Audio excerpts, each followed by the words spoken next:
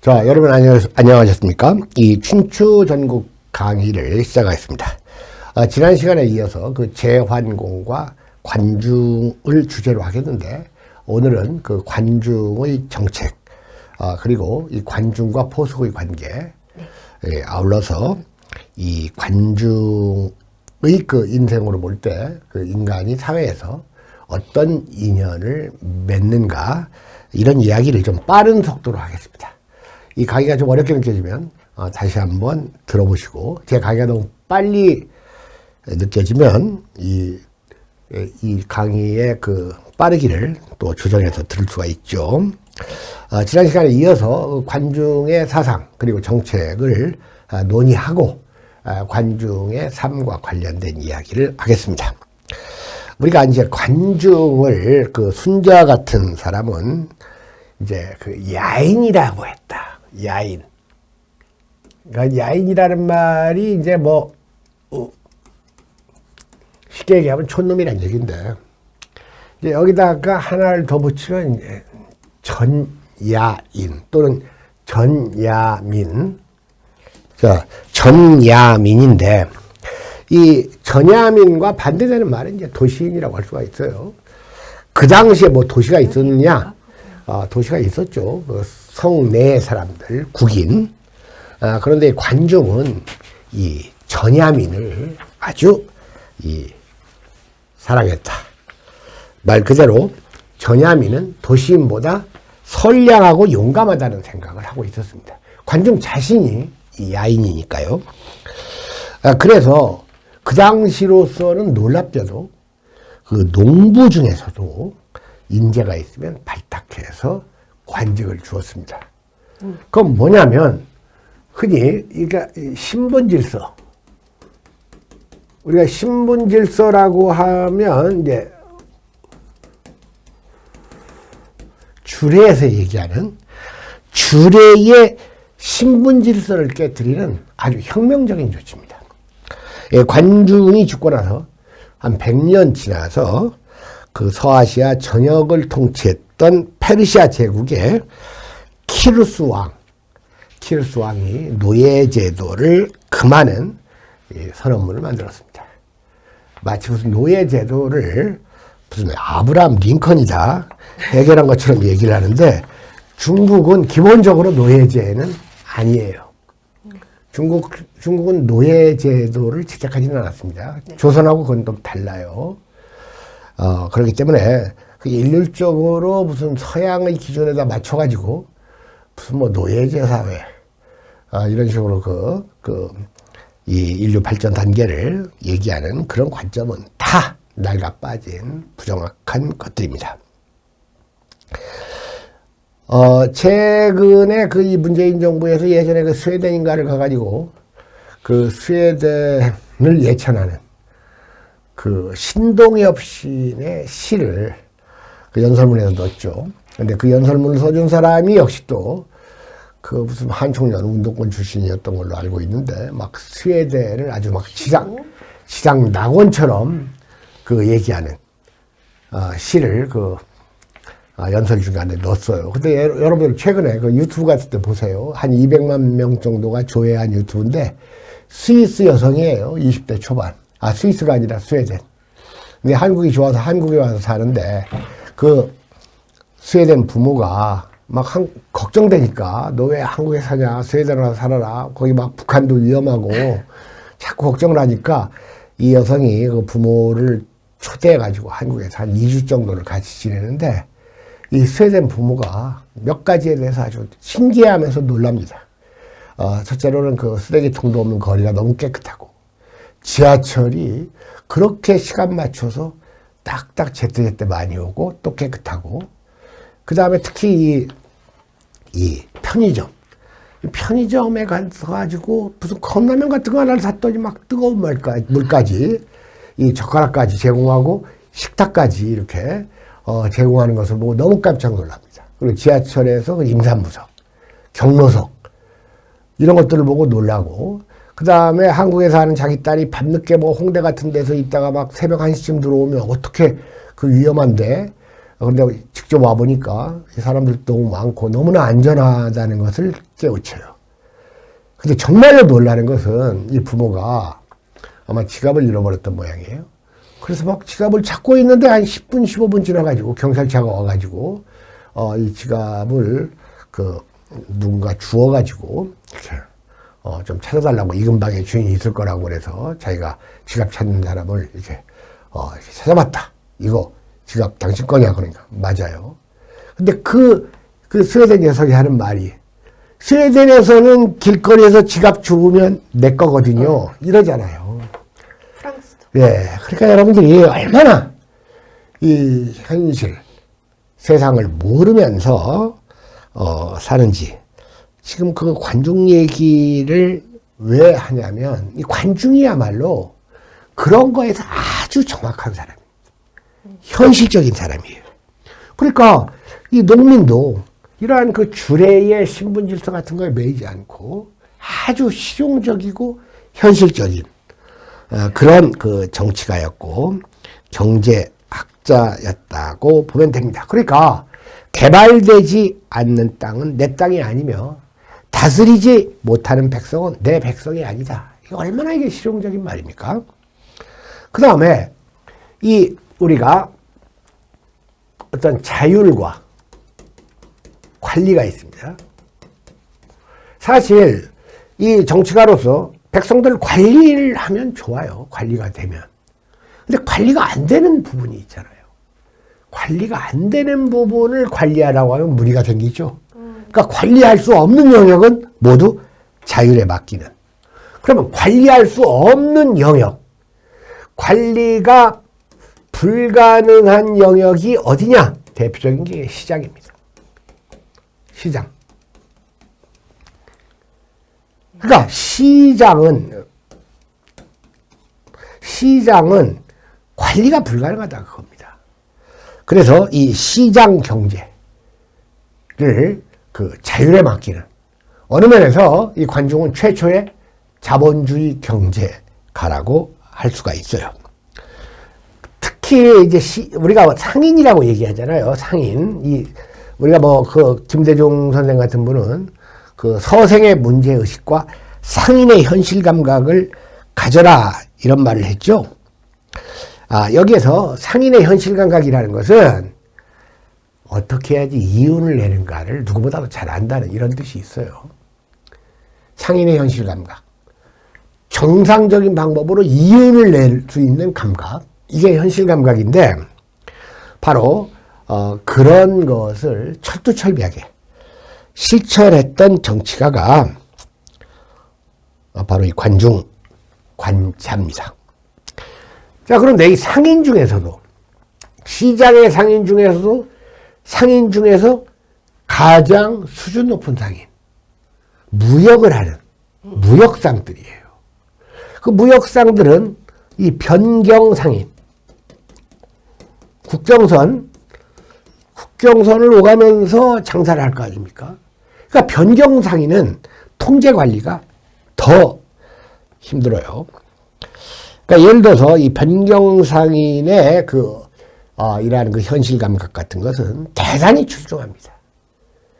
그러니까 이 출중한 사람을 출중하지 않은 관리들이 감독하려고 하면 문제가 생긴다 그겁니다. 말 그대로 자율에 맡겨두면 가장 괜찮은 사람들이 바로 이 상인이고 그 중에서 이제 무역상들, 변경상이니까 기본적으로 이 기업가들, 상인들은 제일 싫어하는 게 규제와 통제예요. 그런데 우리가 사회주의 경제라는 것은 이것과는 좀 반대되죠. 그러니까 항상 이 이념에 따라서 시장을 어떻게 그리고 무슨 부동산 가격을 어떻게 통제하느냐, 규제하느냐, 자율에 두느냐, 기업의 규제를 혁파해야 되느냐, 규제해야 되느냐, 세금을 징벌의 수단으로 사용하느냐 말아야 되느냐, 이런 건 항상 문제가 되는 거죠. 하나의 품목을 예로 들어보면 중국에서 역대 왕조 중에서 제일 필요로 했던 것이 말입니다. 말. 말이 있어야지 전쟁도 하고 수송도 할 거 아닙니까? 그런데 말은 중국 내지에서 생산이 안 돼요. 그러니까 별 수 없이 유목민족들에게서 말을 구해와야 되는데 내지에서 그 국내에서 생산이 안 되는 것을 구하는 방법 중에서 최하수가 뺏어오는 거예요. 바로 한무제.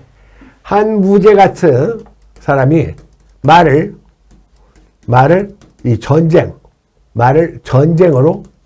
전쟁을 해서 뺏어오려고 했어요. 쳐들어가가지고. 그런데 해보니까 이건 말을 뺏어오려고 하다가 더 많은 말이 들어가고 사람도 많이 죽어요. 그러니까 이건 안 된다 하는 걸 알았죠. 죽는 말이 빼앗는 말보다 더 많고 무엇보다도 말을 얻으려다가 사람이 죽어서야 안 되는 거죠. 그래서 이제 공교역을 이제 선택을 하는데, 네, 이게 좀 낫습니다. 다시 말해서 이제 비단과 이제 말을 바꾸는, 비단을 주고 말을 사오는, 일인데, 그 비단이라는 것이 또 생산품의 제한도 있고, 또 수송도 어렵죠. 그러니까, 비단을 주고 들어오는 말의 품질이 갈수록 안 좋아져요. 그리고 그 다음에는 이제 장사꾼들을 시켜가지고 말을 가져오면 돈을 줬어요. 돈을 줬는데 역시 이것도 상인들이 좋은 말을 가져오는데 관심보다는 아무 말이나 가져와가지고 돈을 많이 가져가는데 관심을 갖는다 그겁니다. 그러니까 결과적으로 어떤 꾀를 내냐면 유목민들이 가장 좋아하는 차를 말을 가져오는 상인들한테 이 차를 판매할 수 있는 권한을 준다고 합니다. 차를 판매할 수 있는 권한을, 그걸 이제 우리가 차마무역이라고 하죠. 지난번에 봤던 그 시각교재 한번 혹시 그 차마고도, 예, 이게 그 차마고도입니다. 네. 중국 운남성 쪽에 차마고도. 그러니까 이 차와 이 말을 이제 그 교환하는 이제 하기 위해서 이제 도로가 난 거죠. 자, 그런데 이런 모든 것들이 이 상인들의 이윤 동기를 국가가 정해주는 거예요. 그러니까 효과가 안 생기는 겁니다. 그러니까 어떤 방법으로 너희들이 돈을 버는데 어떤 방법을 써가지고 돈을 버는 것까지를 상인들한테 맡겨야지 상인들이 의욕적으로 일을 해요. 근데 너희들은 이렇게 해줄 테니까 너희들은 돈만 남겨라. 그러면 상인들은, 진정한 프로 상인들은 의욕을 내지 않아가지고 중국의 역대 왕조 내내 이 말을 구하는 일은 제대로 되질 않았습니다. 그래서 피동적 이익보다 주체적 이윤을 중시하는 이 상인들. 그래서 통제와 규제를 가급적이면 없애고 그들에게 자율권을 주는 이러한 그 상인들의 이치를 관중은 알았어요. 이런 게 또 그 사람의 이제 경험하고도 관련이 돼요. 관중은 말 그대로 야인으로서 그 젊은 시절에 농사도 지어봤고 장사도 해봤어요. 그러니까 이런 걸 해봤기 때문에 그런 생각을 했던 겁니다. 여러분들, 이 무역상들을 통제하면, 무역상들을 규제하면 어떤 일이 생기는지 아세요? 밀수가 생깁니다. 밀수. 그리고 밀수는 곧 관리의 부패로 이어지는 거죠.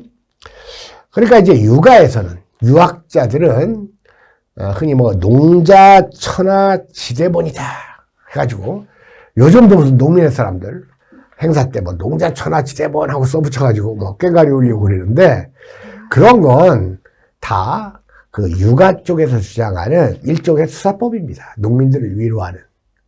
그러니까 항상 그 나라의 경제가 발전하려면 그 중농주의 또는 농본주의와 중상주의가 조화를 이루어야 되는 건데 그 유학자들은 안 그렇잖아요. 농업만을 최고로 치고 장사하는 놈들은 맨날 싸게 사가지고 비싸게 팔아먹는 횡령범처럼 취급을 하잖아요. 그런데 관중은 그러지 않았다. 상인도 생산자로 본 겁니다. 상인도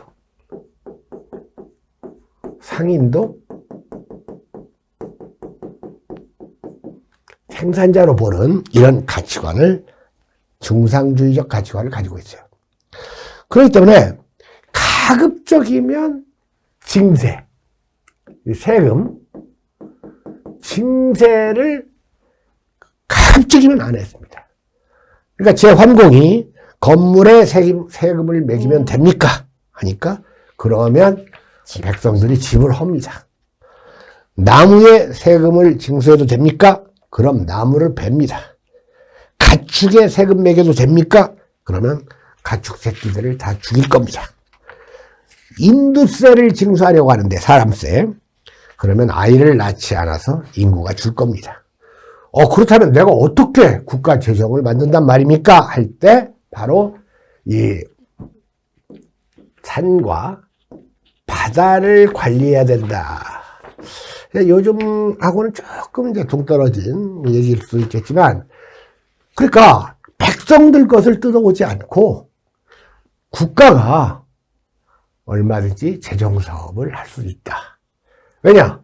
산에서는 철이 생산되는 거, 바다에서는 소금이 생산되는 거예요. 다시 말해서 염과 철을 장악해서 국가 재정을 만들면 되고, 백성들한테는 최대한도의 그 세금을 안 내게 하는 이런 그 정책을 실시를 했으니까, 그 당시로서 그때가 언제입니까, 여러분들? 기원전 600~700년 전이니까, 지금부터 2700~800년 전이죠. 놀라운 이야기죠. 그야말로 동정녀 마리아가 아들을 낳았던 시기보다도 600~700년 전 일입니다.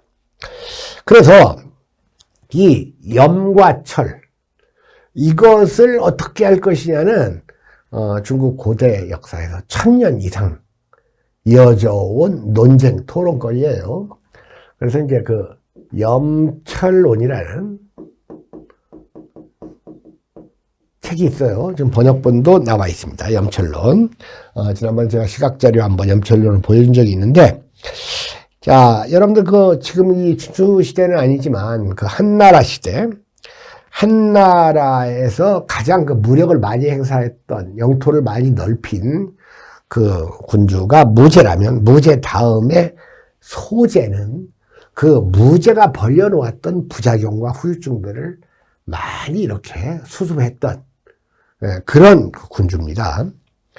그러니까 이때도 기원전 70년 경인데, 그때 이제 국가 경영 전략회의가 소집돼가지고 육아 측과 법가 측의 대토론이 닷새 동안이나 벌어집니다.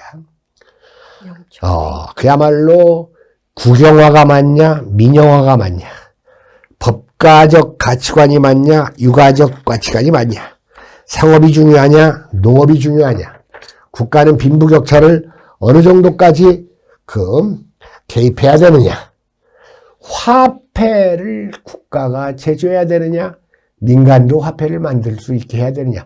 이런 건 우리가 보기엔 돈을 국가가 만드는 거지. 이거 우리의 고정관념이에요. 그런 고정관념 깨지잖아요, 요즘. 가상화폐, 가상재산, 그리고 그런 것들이 요즘 새로 생겨나지 않습니까? 네.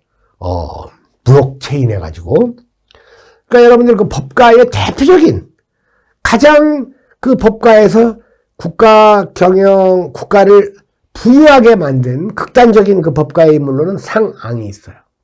그리고 육아를 대표하는 인물은 보나마나 그 공자죠. 그야말로 왜 육아는 상앙을 공격하는가. 그 다음에 검객 중에서 중국 제1의 검객이라고 얘기하는 사마천의 사기에 나오는 형가, 진시황을 죽이려고 했던 형가의 행동은 의로웠는가? 과연 유생은 국가 경영에 도움이 되는가? 공자는 긍정적인 인물인가? 부정적인 인물인가? 자연재해는 천재인가? 인재인가? 진나라가 6나라를 통일하고도 망한 이유는 뭔가? 흉노는 징벌의 대상인가? 교화의 대상인가? 화친의 대상인가? 백성을 잘 다스리려면 도덕으로 이끌어야 되는가? 재산으로 유혹해야 되는가? 이런 그 논쟁, 토론들이 아주 치열하게 벌어졌던 겁니다. 근데 그 중에서 사실 이런 건 어느 한쪽만을 선택할 수가 없어요. 그리고 시간의 시대에 따라 달라요. 최근에 있었던 우리나라 그 대선, 네. 대통령 선거를 보면 그 한쪽의 후보는 법과적 입장을 취해요. 그러니까 그 사람이 이제 당선됐어요. 그리고 한쪽은 육아적 입장을 취하는 거예요. 근데 그 사람은 이제 아슬아슬하게 떨어졌는데, 문제는 이런 육아, 말로는 가장 선량해. 그러니까 이런 육아를 공격하는 그 법과의 말들이 재밌어요. 맹인은 흰색과 검정색을 말로 할 수는 있지만 눈으로 판별할 수는 없다. 입으로는 혼란을 다스릴 수 있다고 하지만 실행하지 못한다. 당신들 유생처럼 비천하고 무능하며 겉과 속이 다른 인간들. 담장에 구멍을 파거나 담을 넘는 도적 같아서 옛날부터 사람들이 걱정했다. 공자야말로 노나라 군주에게 쫓겨나가지고 실제 세상에서 쓰이지 않았다. 이런 식으로 공자까지를 깎아내리는 이런 공격을 가했던 겁니다. 그러니까 이제 여러분 흔히 하는 말은 이제 토사구팽이란 말이 있죠. 네. 토끼가 죽으니까 사냥개를 삶아먹는다. 대단히 나쁜 것처럼 얘기를 하죠. 토사구팽. 그러니까 예를 들어 대표적으로 초안지에서 그 한신을 죽인 한고주 유방을 이제 토사구팽, 거기서 생긴 말 아닙니까? 근데 토사구팽이라는 것도 그게 나쁜 건가 좋은 건가? 자, 그러면 여러분들 생각하기에 법가는 토사구팽을 좋게 보겠어요? 나쁘게 보겠어요? 대부분 법가 출신 정치가들이 토사구팽 당했거든요. 능력이 있는 사람들이. 그러니까 나쁘게 보죠. 충성을 다해서 공을 세운 신하를 나중에 군주가 처벌하는 것은 이건 옳지 않다. 그러니까 또 육아 쪽은 토사구팽은 작업자득이다. 그러니까 육아 쪽에 정치가 치고 큰 공적이 있는 사람이 드물어요. 그러니까 이런 게 우리가 이 세상 이치와 그 사람의 갖는 그 양면성이라고 할 수가 있습니다. 입으로만 의롭다고 해서 그 사람이 의로운 사람은 아닌 거죠. 네. 자, 그러면서 참 공자야말로 대대로 군주를 일깨우는 힘이 있다. 육아 쪽에서는 이렇게 예찬을 하지만 옛날 책을 끼고 읊조리면서 죽은 사람의 말을 외우는 데 있어서 우리는 당신들을 이길 수가 없다. 그러니까 요즘 말로 하면 당신들이야말로 아주 내로남불의 천재들이다라고 이렇게 하는 그 비판들. 그래서 여러분들한테 그냥 이 염철론이라는 그 책을 한번 권장을 하는 것으로. 그런데 관중이야말로 육아나 법가에 치우치지 않고 이것을 생산적으로 조화시킨 놀라운 정치가다. 이렇게 볼 수가 있습니다. 자, 그럼 조금 쉬운 얘기를 하겠습니다. 여러분들 그 수어지교라는 말 들어봤죠? 네. 수어지교. 우리가 우정을 뜻하는, 아마 그 중국 사람들은 이 우정을 중시해가지고 사회적 우정, 그걸 뜻하는 말들이 참 많죠. 수어지교는 우정을 뜻하는 말이라고 하기는 좀 어렵고, 물과 고기의 관계인데, 이것은 이 좋은 군주와 현명한 신하, 현신의 관계를 얘기합니다. 그러니까 물과 고기처럼 잘 어울리는 관계에서 이 1인자의 지도력, 그리고 2인자의 지도력, 군도와 신도, 이런 걸 뜻하는 말로서 수어지교. 그래서 수어지교하면 삼국지에 나오는 그 유비와 제갈공명의 관계를 많이 얘기하기도 하는데, 사실 이 제환공과 관중의 관계야말로 수어지교의 관계였다. 그러니까 우리가 그 1인자의 그 지도력과 2인자의 지도력은 좀 달라요. 관중은 그 2인자의 지도력을 10분 발휘했던 스승 겸 정치가라고 할 수 있는데, 관중이 중시했던 것은 그 관리들의 실력과 지위가 일치해야 된다고 봤어요. 당연히 지위에 비해서 실력이 낮으면 강등시켜야 되고, 반대면 승진을 시켜야 되겠죠. 그리고 참 놀라웠던 게 이 인사공개주의. 철저하게 인사를 공개했습니다. 이 인사를 몰래 자기들끼리 꾸물꾸물 하다 보면 흔히 뭐 그냥 측근들을 기용하고 아는 사람만 쓰고, 그 다음에 심지어는 매관매직도 생기죠. 네. 인사를 철저히 공개하는 인사 공개주의. 그리고 사람을 중시해가지고 인재를 제대로 첨가하지 못하는 관리는 문책을 하고, 세금을 징수하지 못하는 관리는 문책을 안 했지만, 인재를 제대로 첨가하지 못하면 문책을 했습니다. 그래서 바로 이러한 정신을 잘 이어받은 게 중국의 그 명군으로 추앙되는 당태종이에요. 이 당태종은 훗날 땅을 얻는 것은 기쁘지 않지만 오직 백성을 얻어야 기쁘다 해서 이러한 그 관중의 모든 2인자의 리더십이 결국은 백성들의 이인심을 사기 위한 것이다. 자, 그럼 우리가 이제 흔히 말하는 그 관중하면 대부분 사람들이 항상 관포지교. 거기서부터 이제 얘기를 시작하는데, 저는 이 이야기를 좀 나중에 하고 좀 끝내려고 합니다. 우리가 이제 관중하면 관중 있었죠. 그다음 관중의 친구가 누구예요? 포수가. 관중의 친구가 이제 이 포숙이죠. 그냥 포숙아라고 하는데 그냥 포숙이라고 줄여서 그냥 네. 하겠습니다. 관중 포숙 이제 친구가 지금. 그래서 여기서 생긴 말이 이제 관포 지 교인데, 뭐 복잡한 얘기 할까 없이 뭐 이름이라는 게 이 중자 이건 둘째라는 뜻이에요. 아들 중에서 이게 들어가면 둘째입니다. 중. 그 다음에 이거 셋째라는 뜻이에요. 셋째. 그러니까 이게 들어가면 첫째인데 왜 우리 부모는 나한테 나는 셋째인데 갑자를 넣으셨어요. 이거 조금 이렇게 어쨌든 이건 뭐 둘째 아들이고 셋째 아들이란 얘기인데, 이 관중과 포숙은 이 관포지교의 주인공이에요. 근데 제가 아까 얘기했죠. 중국에서 이 한자어에서 뭐 이 사람 일대일의 관계를 얘기하는, 특히 우정을 얘기하는 말이 많다 해가지고 뭐 수어지교도 있지만 이 관포지교가 제일 유명하죠. 관포지교 말고 무슨 뭐 말들이 많은데 그 중에서 대표적인 것이 들면 관포지교가 있고 물경지교란 말 들어봤죠? 네. 물경지교.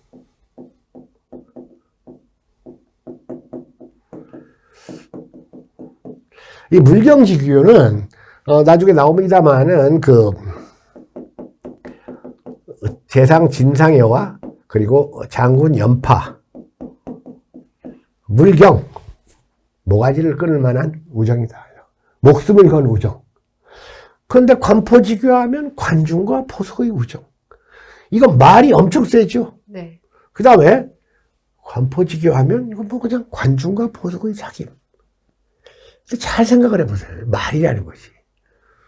뭐 이게 어마어마한 말 같지만 사실은 이런 말보다는 이 말을 더 높은 가치의 우정으로 칩니다. 그러니까 여러분들 무슨 뭐 별것도 아닌 집단에서 무슨 회사나 기업체나 무슨 정당 같은 데서 뭐 몇몇 그 아저씨들 몇이 모여가지고 뭐 술 한잔 먹고 소주 한잔 먹고 우리는 끝까지 같이 갈 거야. 그런 말 나오기 시작하면 그 조직이 깨진다는 뜻입니다.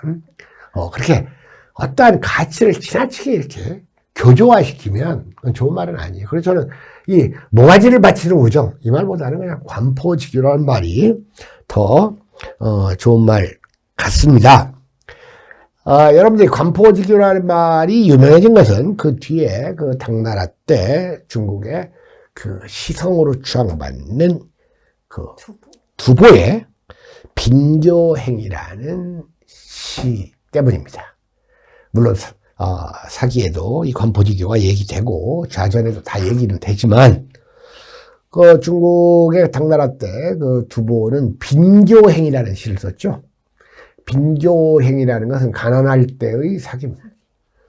가난할 때의 사귐 해가지고 a friend in need is a friend indeed 해서 어려울 때의 친구가 진짜 친구다. 뭐 이런 의미를 갖고 있어요. 빈교행. 그래서 빈교행을 보면 번수 작은 복수 해가지고 손을 뒤집어 구름을 만들고 순을 엎어서 비를 만드니 그 다음에 분분경박 하수수 어지럽고 가벼운 인간들이 세상에 얼마나 많은가 하고 군, 불견, 관포, 빈시교 이런 말이 나와요. 군, 불견,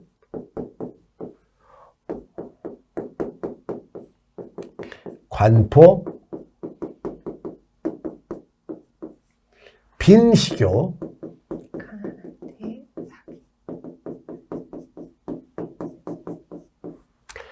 군은 유예요. 그대는 불견, 보지 않으냐, 알지 못하느냐, 알다 보다 다 있어요. 그대는 관중과 포숙의 가난할 때의 사귐을 보지 아니하는가, 알지 못하는가. 그 다음에 차도 금인 기여토 해가지고 이제 이 사람들은 이 도를, 이 우도를, 가난할 때의 우정의 도를 버리기를 흙같이 한다. 이런 빈교행이라는 시가 있습니다. 다시 한번 하면 손을 뒤집으면 구름이고 손을 엎으면 비를 만드는데 세상에는 가볍고 변덕스러운 사람이 얼마나 많은가.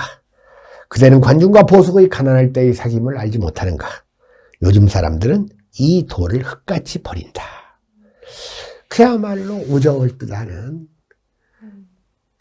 대명사격인 말, 이 관포지교는 바로 여기 나와는 관중과 포숙의 우정을 얘기하는 겁니다. 자, 일단 여러분 제 나라에 희공이 있었습니다. 이 희공이 있었는데 희공에는 3명의 아들이 있었어요. 그러니까 장남이 이제 희공의 뒤를 이어서 군주가 제후가 됐어요. 양공이 있고 그 다음에 둘째 아들 차남 규가 있고 셋째 아들 삼남 소백이 있었습니다. 그런데 이 관중과 보숙은 뭐 옛날 이 제나라 사람이 아니에요. 원래 초나라 땅에서 서로 이웃했던 친구예요. 이웃했던 친구인데 이제 세상에 뜻이 있어가지고 이 왕자들, 어린 왕자들의 무슨 보좌관 겸 스승이에요. 보좌관 겸 스승으로 취업이 되는 것 보니까 그래서 상당히 능력들이 있었나 봐요. 그래서 이 관중과 포숙이 이 둘째 아들 규와 공자죠. 그러니까 공자. 그러니까 왕자, 공자. 제후의 아들은 이제 공자라고 해요. 소백. 그 규는 바로 이 관중, 그리고 또 하나는 이제 친구 중에 소울이라고 있는데, 뭐 좀 복잡한 이야기는 내가 가급적이면 빼겠습니다. 그 다음에 이 포숙은 소백을 보좌관 겸 승이 돼요. 그런데 이 양공이라는 새끼가 이거 개판이거든, 이거. 너무나 개판 짓을 하고 그러니까 일단 이 소백이 위기감을 느껴요. 야, 내가 초놈 밑에 있다가는 언제 이렇게 될지 모르겠다 싶어가지고 망명을 합니다. 바로 아래에 있는 거나라로 망명을 해요. 그랬다가 양고기가 하는 짓이 워낙 개판을 치니까 뭐 사춘 중에 공손무지라는 사람이 있는데 공손무지 그놈도 나쁜 놈이에요. 양공 죽여버려요. 양공을 죽여버리고 공손무지가 정권을 잡으니까 이건 막 위기감을 느꼈거든. 그래가지고 관중과 규가 이 소홀이 이제 함께 이제 그 노나라로 우리가 지난번에 그 제 시각 자료에서 제가 여기 제가 있으면 이 거가 있고 그다음에 여기 노가 있으니까 어디가 조금 가까워요. 거가 조금 가깝죠. 제가 좀 가깝게 그렸어요. 그러다가 그러니까 얘가 이제 죽임을 당하니까 이제 이 관중과 소홀도 공자 규를 모시고 이 노나라로 망명 피신을 해 있었어요. 셋째 아들 포숙은 이제 소백을 모시고 일찍부터 거나라에 피신을 해 있었습니다. 그런데 이제 양공도 죽었지만 양공을 죽였던 공손무지도 시해돼요. 죽는다 그겁니다. 그러니까 이 나라가 이렇게 개판으로 어지러웠어요. 그러니까 말 그대로 제후가 이제 공석이 된 거야, 공석. 그러니까 이 왕자 둘이 드디어 때는 왔다 하는 생각을 할 거 아니에요, 동시에. 달려가기 시작해. 그러니까 달려가는 거예요. 달려가는데 누가 유리해요? 가까운 데 있는 애가 유리할 거 아닙니까? 여기가 조금 가까워요, 그 지도를 보면. 그러니까 사실 이 아들 중에서 장자, 큰 아들은 권한이 크지만 둘째 아들이나 셋째 아들은 뭐 특별히 누가 더 권한이 있고 그런 게 아니거든요. 세컨드, 서드가 아니에요. 그러니까 왕이 이제 공석이 됐으니까 이거 빨리 가야지 왕이 될 수가 있어요. 그런데 문제는 이렇게 가까운 사이인 사실 관중과 포숙은 아주 가까운 우정이지만 일방적으로 포숙이 관중을 배려한 거예요. 그럼 어쨌든 모시고 있는 군자가 이 공자가 다르잖아요. 그러니까 어쨌든 이제 경쟁의 관계가 됐죠. 그래서 이제 포숙이 소백을 데리고 제 나라로 가고 있는데 관중은 얘가 먼저 도착해서는 자기가 모시고 있는 규가 왕이 될 수가 없으니까 매복하고 있다가 오고 있는 소백을 활로 쏴서 맞춰버립니다. 명중을 시켰는데 운 좋게도 여기 그 벨트 여기 빠클 빠클에 그 화살이 맞았는데 이 소백이 눈치가 빠른 사람이에요. 딱 맞는 순간 죽는 척을 하는 거예요. 두 번째 화살 안 맞으려고. 그러니까 머리가 빨리 돌아가는 거지. 이 사람이 바로 제환공 아닙니까? 네. 미리 얘기하자면 지금까지 얘기했던 1인자 리더십에. 그러니까 이 관중은 자기가 화살로 맞춰서 죽인 줄 알고 맘 놓고 있는데 결국은 이 소백이 먼저 도착해가지고 제 나라의 군주가 돼가지고 이게 바로 제환공이 되는 겁니다. 자, 그럼 누가 위험해졌어요? 누가 위험해졌어요? 규도 위험해지고 얘도 위험해지고 얘도 위험해졌죠. 그런데 일단 자기가 모시던 죽은 규가 죽으니까 이 착한 소홀은 따라 죽습니다. 충신불사 이군에서.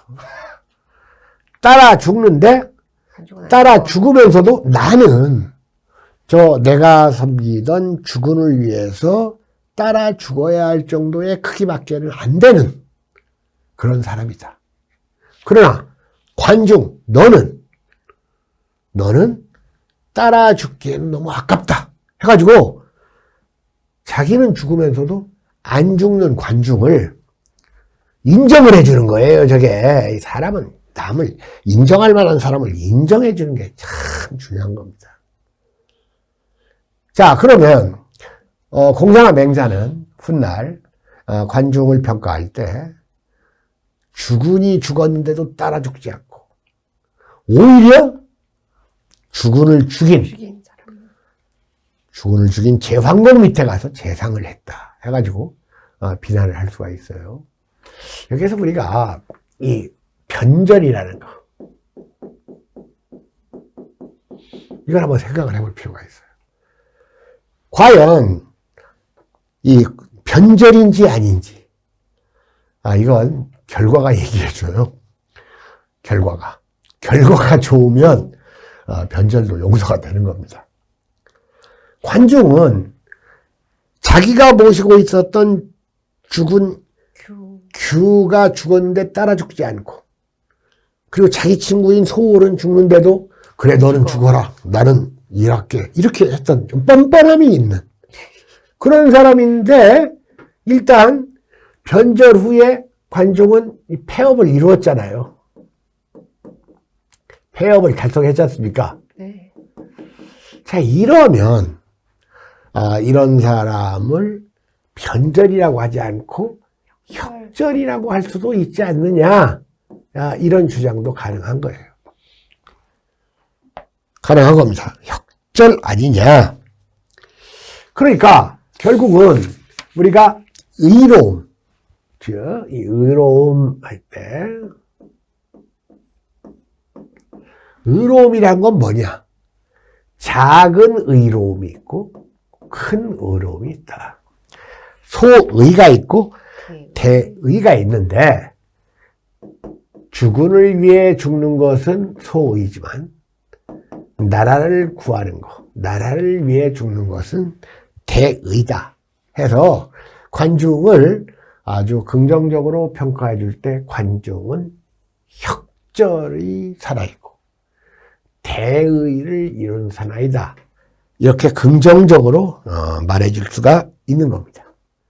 실제로 이런 행동을 했던 관중을 아까 얘기했듯이 주군을 따라 죽었던 소울도 전혀 원망하기는커녕 인정을 해줬고 오히려 이러한 관중을 강력하게 서포트했던 게 친구 서포트라는 말은 좀 웃기네요. 강력하게 밀어줬던 게 친구 포숙입니다. 그러니까 이런 이야기는 흔히 맨날 관중 포숙 얘기할 때 관중하고 포숙이 동업을 했는데 이익금을 많이 가져가니까 남들이 욕하는데도 포숙은 욕 안 했다 이런 뻔한 말들은 그냥 간단하게 하겠습니다. 그러니까 포숙이 관중은 나보다 가난하기 때문에 그런다. 그 다음에 관중이 막 전쟁터에 나가가지고 제일 먼저 후퇴했다. 그거 가지고 욕하니까 관중은 그 어머니가 계시기 때문이다. 이런 식으로. 그 다음에 관중이 이상한 아이디어만 내가지고 내는 아이디어마다 족족 실패해가지고 사업에 실패하니까 남들이 그걸 가지고 그 포숙 앞에서 관중 욕하니까 이 포숙이 일에는 때가 있는 법인데 관중은 아직 때를 못 만났다 해가지고 그렇게 관중을 잘 봐줬다 해서 그 사마천 읽어보면 사마천 사기 읽어보면 그 사마천은 그런 능력 있는 관중보다도 그런 관중을 그때그때마다 보살펴줬던 그 포숙을 더 좋게 평가한다라고 사기에 돼 있어요. 그건 사마천의 희망사항이죠. 그렇지 않습니까? 자, 그러니까 우리가 저는 이 관중과 소울의 경우를 보면 우리 역사에서 이 정몽주와 이 정도전을 생각해 볼 수가 있어요. 이 정몽주는 말 그대로 그 고려 유신, 충신의 그 상징적인 인물이고 지조를 지켰지만 정도전은 살아남아가지고 역성혁명, 조선 창업이라는 대업을 이루었죠. 물론 그 뒤에 항상 그런 사람들은 이제 끝이 별로 안 좋아요. 그 뒤에 이제 이방원 정도전보다 더 이 순발력 있는 태종한테 당하긴 했지만, 자, 그래서 일단 이제 관중의 이런 문제를 이제 이렇게 얘기할 수가 있어요. 그래서 크게 그 관중은 재능이 있고 포숙은 덕이 있다. 이런 말로 규정할 수는 없어요. 관중도 상당히 덕이 있는 사람입니다. 본질이 착한 사람이에요. 그리고 이 덕이라는 광범위한 개념을 포숙한테 다 바칠 수는 없어요. 포숙이 훌륭한 사람인 건 사실이에요. 그래서 포숙이 제왕공한테 관중을 추천하지 않습니까? 원래 제왕공이 포숙을 재상을 시키려고 했어요. 그러니까 포숙은 이 전하께서 주군께서 이 제나라만을 얻으려면 나를 재상으로 쓰시오. 그러나 이 중원의 폐업을 이루려면 관중을 재상으로 써야 된다. 그러니까 지난번 얘기했듯이 관중 그 새끼 나 죽이려고 화살 쐈던 놈인데 이런 생각이 들 거 아니에요. 그러나 바로 그 자리에서 또 포숙의 말이 맞아요. 그 왕에게 제후에게 관중이 화살을 쏜 것은 자기 주군을 위해서 한 일이다. 그건 잘못한 일이 아니다. 그러니까 이렇게 그 객관화가 되는 거예요. 객관화가. 그러니까 그랬던 관중을 3번씩이나 목욕하고 3번씩이나 향을 치면서 맞이하고 그에게 전권을 준 제환공의 1인자 지도력도 그게 범상치 않은 겁니다. 자, 그래서 일단 말입니다. 지금 사람은 우리가 이러한 관중과 포숙 관계, 그리고 관중과 제환공의 관계. 실제로 말입니다. 제환공이 먼저 죽어요. 관중보다. 네. 관중보다 관중이 먼저 죽죠. 죽어요. 관중이 먼저 죽으면서 제환공이 중부라고 불렀거든요. 높여서 관중한테 중부해가지고 작은아버지 이렇게 제후가 작은아버지라고 불렀어요. 중부께서 가시면 누구를 재상으로 써야 된단 말입니까? 포숙을 쓰면 어떻습니까? 그러니까 또 관중이 포숙은 안 됩니다. 그래요. 세상에 자기한테 재상하라라고 했을 때 나보다 관중이 더 훌륭한 사람이니까 관중을 추천한 포숙인데 그 다음에 제환공이 당신이 죽으면 포숙을 쓸까 했으니 포숙은 안 됩니다. 포숙은 선량한 것을 칭찬하고 악한 것을 미워하는 마음이 강하기 때문에 정치를 하기가 힘들다. 그 말도 틀린 말은 아니에요. 그러니까 지난번에 우리가 정치지사 방송에서 마오쩌둥 얘기를 하면서 한 번 배신 때린 놈을 일정한 기간 놔뒀다가 데려다 쓰면 훨씬 일을 더 잘한다. 뭐 이런 말을 하기도 했잖아요. 근데 그 사실은 그 배신이 완전히 어떤 도덕적 타락이나 개인적 탐욕에 의한 배신, 그게 아니고 그 주어진 위치에서 자기 나름대로의 일을 열심히 했는데 그게 이 경우하고는 어긋날 경우에 그건 뭐 배신이라고 하기는 어렵겠죠. 그러니까 바로 그런 관계예요. 그러니까 참 그 인간관계가 참 묘하죠. 그래서 우리 모두는 우리를 낳아준 부모가 있습니다. 그건 모두예요. 자식이 없는 사람은 있어도 부모가 없는 사람은 없어요. 네. 예수는 그 부모가 약간 이렇게 좀 헛갈리네. 뭐 어쨌든 동정녀. 근데 어쨌든 그래서 생아자. 이 나를 낳아준 사람이 있습니다. 그걸 이제 생아자는 누구에게나 있어요. 그다음 나를 진정한 친구로 여겨주는 이 친구 문자 부라고 하잖아요. 부모 친구를 부모. 나를 친구로 여겨주는 붕아자가 있습니다. 있을 수가 있어요. 없는 사람도 있어요. 그 다음에 나를 가르쳐주는 사람도 있죠. 사자, 교화자가 있습니다. 그리고 나에게 물질적 배품을 주는 이건 이제 먹을 식자인데 이때는 사자입니다. 그래서 사자가 있어요. 이게 다 있다는 게 아니에요. 이건 누구나 있어. 그러나 붕하자나 교화자나 사자는 있을 수도 있고 없을 수도 있는데 이 세 개를 다 있으면 이 사람은 뭐 행운하죠. 타고난 사람입니다. 이 셋 다 없는 사람도 많아요. 보면 나도 특별히 떠오르는 사람이 별로 없어. 어쨌든 그러니까 다시 말해서 이제 네 가지 인연. 오늘 우리 강의 제목 중에 뭐 네 가지 인연이란 말이 나오죠. 네. 이 네 가지 인연이 있으면 이건 아주 타고난 사람입니다. 행운이. 그렇잖아요. 뭐 여러분들도 뭐 이렇게 분명히 이건 있는데 뭐 있나? 갸웃갸웃. 그 다음에 이거? 나를 가르쳤던 선생은 떠오르지만 과연 그 사람들이 나한테 가르침을 줬나? 그 사람은 줬다고 생각했지만 나는 받았다고 생각 안 할 수도 있지. 사자? 이 사자는커녕 내 거 뜯어먹는 놈들만 많더라 이런 생각도 할 수가 있지 않습니까? 그래서 이 사람은 이 생하자 말고도 이 붕하자, 교하자, 이 사자까지 있으면 정말 이 행운을 타고난 사람입니다. 그죠? 그러나 아무리 이런 게 다 있다 하더라도 일단 자기의 노력이 있어야 돼요. 어떤 일을 이루려면. 자기의 노력이 있어야 되고 이 어떤 대업을 성취하는 데 있어서는 이 네 개를 초월하는 또 하나의 인연이 있는데 그게 바로 지하자입니다. 나를 알아주는 사람이에요. 제가 아까 관중과 포숙 얘기했죠. 포숙이야말로 관중을 알아줬잖아요. 정확하게. 그래서 이 지하자, 바로 이 지하자의 관계가 이 관포지교의 핵심을 이루는 개념이다. 그러니까 우리가 이제 백아절연이라는 말 들어봤죠? 백아라는 사람이 거문고에 줄을 끊었다. 들어봤죠?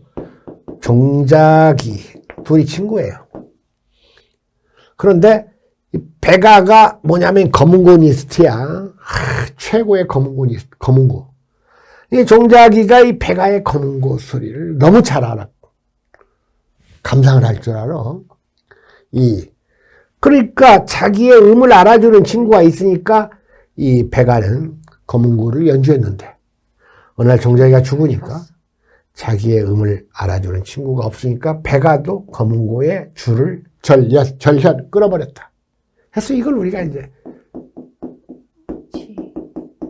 지음이라고 하는데 친구의 어떤 예술적 재능을 알아주는 친구. 그러나 모두를 알아주는 친구를 지음이라고 합니다. 그래서 오늘의 주인공 이 포숙은 관중의 아주 지음이었다. 아니면 지음 이상이었다. 이렇게 말할 수가 있습니다. 바로 이런 점에서 관중은 타고난 행운아예요. 아주 위대한 업적을 많이 국가를 개조하고 개혁했던 이러한 개혁가들은 대부분 끝이 안 좋아요. 특히 상한 같은 사람. 끝이 얼마나 안 좋습니까? 폐업을 이룬 제왕공도 끝이 안 좋았잖아요. 갇혀가지고 굶어 죽잖아요. 그러나 관중은 살아생전 부귀영화 다 누리고, 뭐 부인도 셋씩이나 있고, 전용 레스토랑도 있고, 그러면서 죽고 나서도 어느 누구도 관중을 비방하지 않았다고 하니까 제가 보기에 춘추 전국시대에 가장 성공한 인생을 산 두 명의 영웅 또는 스승을 고르면 관중과 함께 범여라고 있는데 이 범여는 나중에 여러분들과 또 논의할 시간이 있을 겁니다. 자, 오늘 춘추전국 강의 수강하시느라고 수고하셨습니다. 마치겠습니다. 수고하셨습니다.